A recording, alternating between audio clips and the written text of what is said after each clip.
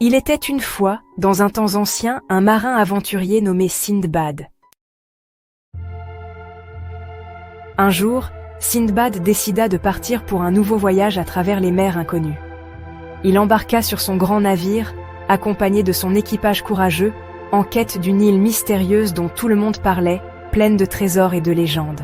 Une île mystérieuse? Et Sindbad a-t-il trouvé quelque chose d'étrange là-bas? Attends, Lucas. Je vais te raconter en détail. Après de longs jours en mer, une île est apparue devant Sindbad et ses hommes.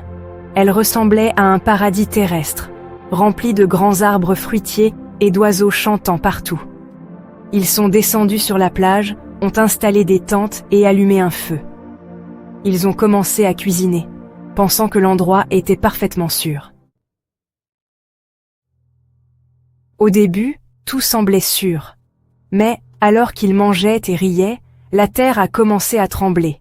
D'abord, c'était une légère secousse, puis elle est devenue plus forte. Sindbad a senti le danger et a regardé autour de lui avec prudence. Un tremblement de terre? Ce n'était pas un tremblement de terre, Lucas. En réalité, l'île elle-même commençait à bouger. Ce n'était pas une véritable île, mais le dos d'une baleine géante qui dormait depuis des années. Sindbad a crié à ses hommes « Vite, montez à bord du navire !» Mais les vagues étaient énormes et la baleine se déplaçait violemment. Certains hommes n'ont pas pu rejoindre le navire et se sont noyés dans les eaux profondes. Quant à Sindbad, avec son courage, il a sauté à bord du navire à la dernière seconde alors que les vagues frappaient le navire de plein fouet.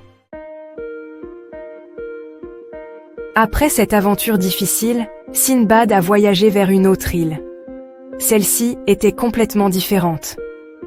Alors qu'il se promenait, il a remarqué que le ciel commençait soudain à s'assombrir, comme si un immense nuage cachait le soleil. Quand Sindbad a levé les yeux vers le ciel, il a vu un oiseau gigantesque.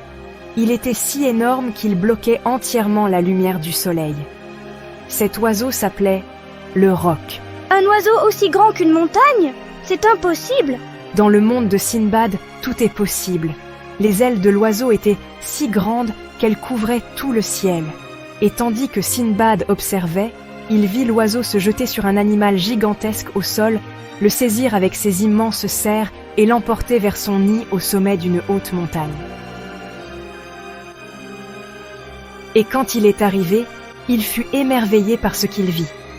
Le nid était rempli de pierres précieuses et de trésors incroyables. Des trésors? Un oiseau qui cache des trésors? Oui, mais il n'y avait pas que des pierres précieuses. Dans le nid, il y avait aussi d'énormes serpents qui gardaient le trésor. Ces serpents étaient venimeux et très dangereux. Sindbad était intelligent. Il attendit la nuit quand les serpents s'endormirent. Il s'attacha à une des grandes pierres du nid et le matin, quand l'oiseau roc revint pour emporter la pierre, Sindbad fut transporté avec elle, loin du danger. Sindbad comptait toujours sur son intelligence et son courage pour sortir des situations difficiles.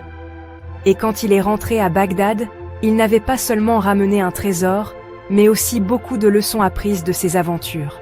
Je veux être comme Sindbad, courageux et intelligent. Et je suis sûr que tu le seras, mon champion.